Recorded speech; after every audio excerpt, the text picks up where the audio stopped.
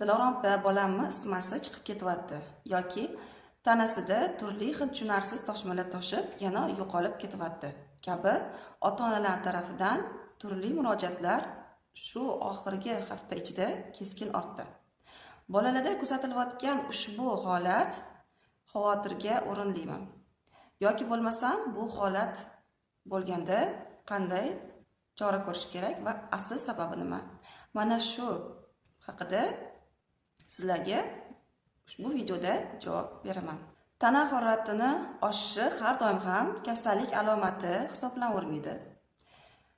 Tashqarida yoki ichkarida, ya'ni organizm ichkarisida bo'layotgan ba'zi bir jarayonlarga organizm fiziologik ravishda o'zining reaksiyasini bildiradi. Misol uchun, tana harorati oshib qolishi mumkin qachonki kuchli bir yuklama qilsak, ya'ni jismoniy zo'riqish, emotsional, aqliy zo'riqishlarda yoki kuchli ovqatlarni ko'proq yevorsak ham tana harorati ko'tarilishi kuzatiladi.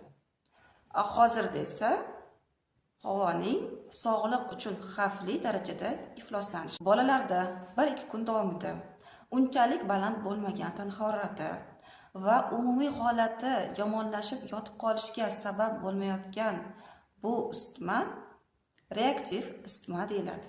Bizning tilda esa tananing nospetsifik yallig'lanish reaksiyasi.